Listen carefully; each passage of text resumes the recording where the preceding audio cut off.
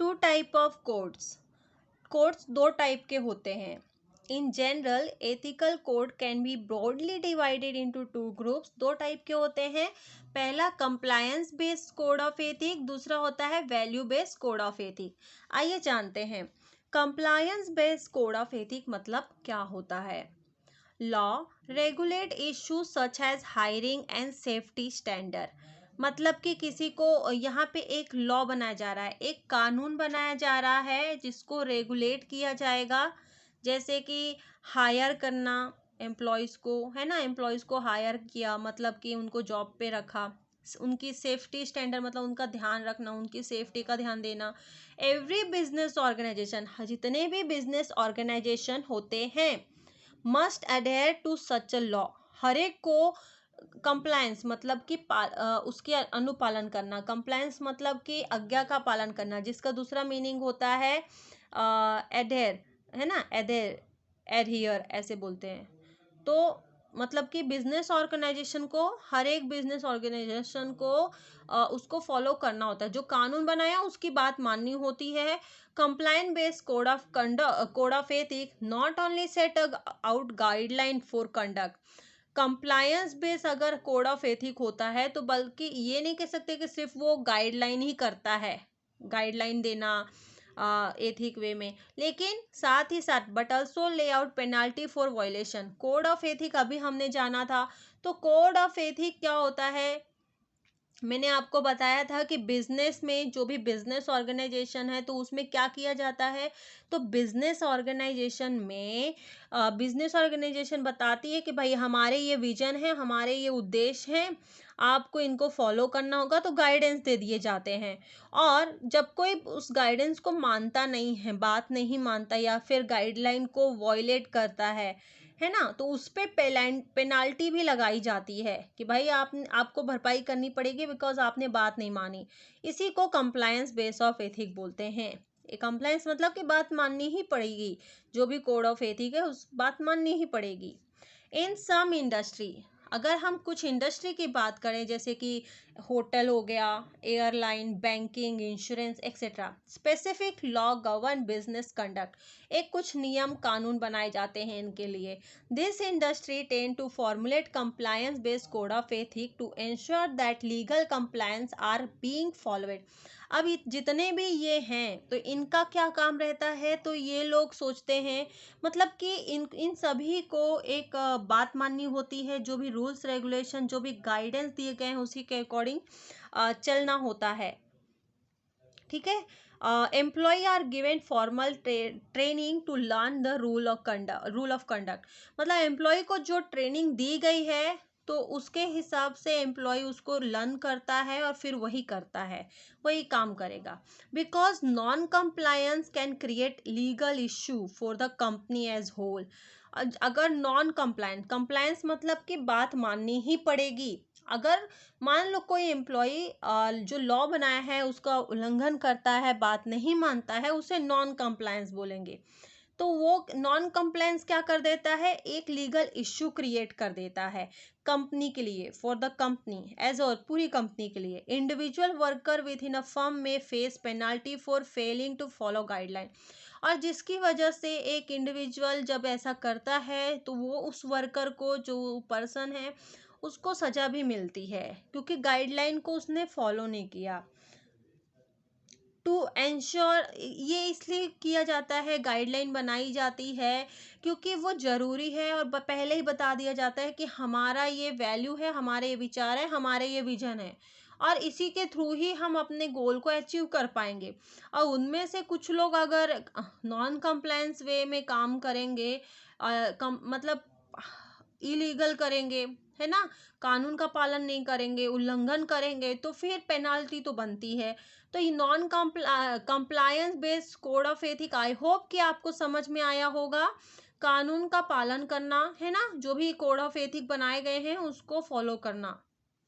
To ensure that aim and principle of code of ethic are follow, ensure करना होता है और उनको फॉलो करना होता है, जो भी कोड ऑफ एथिक जिसके जो भी सिद्धांत बनाए गए हैं उनको फॉलो करना होता है। Some company appoint compliance officer, इसलिए कुछ कंपनियां कंप्लायंस ऑफिसर अपॉइंट करती हैं। Compliance officer has to update on the change in regulation code, तो वो ऑफिसर जो भी कोड बनाए जा रहे हैं तो रेगुलेशन वाले कोड्स को वो चेंजेस लाता रहता है, इसका काम ही होता है चेक करना, अपडेट करते रहना।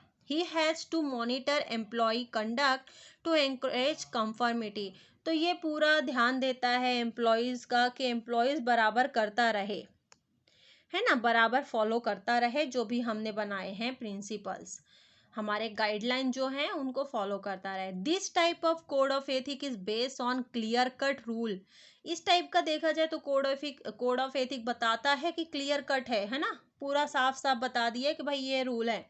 Well defined consequences rather than individual monitoring of personal behaviour, और पूरी तरीके से अगर आप नहीं करते तो उसका क्या कारण है, ये सारा डायरेक्टली बता दिया गया है। Therefore despite strict adhere to law, इसलिए यहाँ पे स्ट्रिक्टली बोला गया कि आपको लॉ जो कानून है उसका पालन करना पड़ेगा।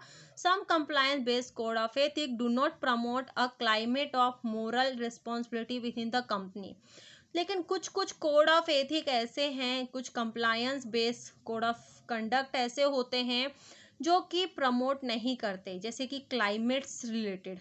देखो बहुत सारे कार्बन डाइऑक्साइड निकलता है बहुत फैक्ट्रियों से, तो ये इसलिए क्योंकि कुछ कंपनियां हैं जो अपनी responsibility toward the climate, toward the employ environment नहीं निभाती, तो दैट्स द रीज़न। तो ये सारी चीज़ें होती हैं, इसी को compliance based code of ethic बोलते हैं। आई होप कि आपको समझा होगा। अब value based code of ethic जानते हैं। A value based code of ethic deal with company core value system, company के कोर वैल्यू, कोर की जब मैं बात करती हूँ तो उसके अंदर के वैल्यू सिस्टम की बात हो रही है यहाँ पे, ठीक है।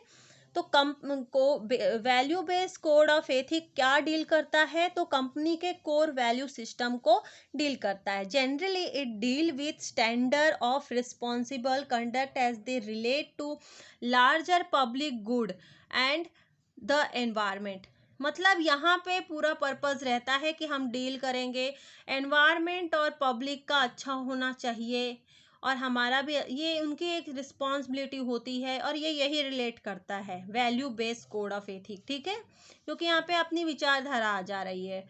Value based code of ethical code में require greater degree of self regulation than compliance based code. अभी देखा जाए तो सेल्फ कंप्लायंट बेस में हमने देखा कि यहाँ पे ऑर्गेनाइजेशन का देखा जा रहा है,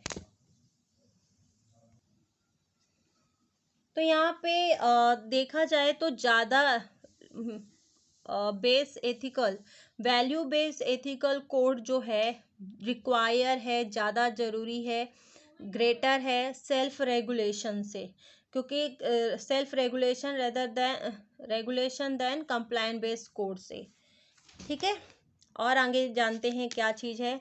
some code of conduct contain language that address both compliance and value, कुछ कोड ऑफ कंडक्ट मतलब कि कुछ रूल्स, कोड ऑफ कंडक्ट के बारे में मैंने पहले भी बताया था, रूल्स एंड रेगुलेशन जिसे कोड ऑफ कंडक्ट बोलते हैं, एक गाइडलाइन है और एक एक्सपेक्टेशन है कि ऑर्गेनाइजेशन क्या करे, ऑर्गेनाइजेशन अच्छा बिहेव करे विद इन द ऑर्गेनाइजेशंस, है ना। तो एक प्रिंसिपल लेकर आ गए और एक्सपेक्टेशंस भी, और उम्मीद कर रहे हैं कि ऑर्गेनाइजेशन ये चीज़ करे, that is a code of conduct, rules regulation लाना, ठीक है।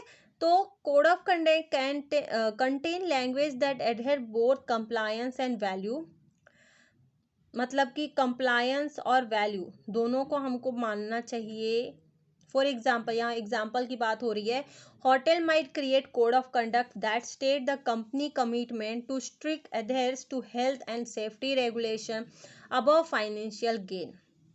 अब इसका मतलब क्या हुआ, होटल जो होते हैं, है ना, ये लोग भी अपना कोड ऑफ कंडक्ट क्रिएट करते हैं, और यहाँ पे ये लोग जो कंपनी होती है वो कमिटमेंट करती है कि हम स्ट्रिक्टली हेल्थ और सेफ्टी रेगुलेशन के लिए ध्यान देंगे, और अबव फाइनेंशियल रेगुलेशन, मतलब कि सेफ्टी और हेल्थ हम ज़्यादा करेंगे, मतलब इस तरीके से बोला जा रहा है कि हम ज़्यादातर इसमें फोकस करेंगे सेफ्टी और हेल्थ में। एंड द होटल में also include statement about refusing to contract with supplier that feed hormones to livestock and raise animal in human living condition. अब होटल यहाँ पे एक तरफ ये भी बोलती है कि रिफ्यूज़ करती है कि भाई हमने जो ये कॉन्ट्रैक्ट किया है, यहाँ पे क्या उसने कंपनी ने कहा कि हम पैसे से ज़्यादा हम इसमें ध्यान देंगे हेल्थ और सेफ्टी रेगुलेशन के लिए, और दूसरी तरफ वो लोग ये कह देते हैं कि हम रिफ्यूज़ कर रहे हैं ये स्टेटमेंट से, हमने ये कॉन्ट्रैक्ट नहीं किया है कि सप्लायर जो भी प्रोवाइड कर रहे हैं, जो भी दे रहे हैं feed hormones to livestocks और raise animal in human living conditions. तो इसका मतलब सिंपल है कि कुछ वो लोग करते हैं, कुछ नहीं करते हैं, दिखाते कुछ और हैं, है ना। अभी वैसे भी देखा जाए तो एक होटल बोलती है कि हम ध्यान देंगे इस चीज़ का, लेकिन जो फूड आ रहा है, जो होटल में रह रहा है इंसान, उसको जो फूड खाने को आ रहा है, तो कंपनी उसका, जो होटल होता है उसका वो रिस्पॉन्सिबिलिटी नहीं लेता है। ठीक है, तो ये सारी चीज़ें होती हैं जो मैंने आपको बताया कि code of conduct value base, मतलब वैल्यू में मतलब अपना विचारधारा आ जाती है, थोड़ा अपना सेल्फ देखना पड़ता है। ठीक है, तो ये सारी चीज़ें हमने जानी। अब आते हैं नेक्स्ट वीडियो में हम डिस्कस करेंगे guideline for developing code of ethic. क्या गाइडलाइंस हैं कोड ऑफ एथिक को डेवलप करने के लिए।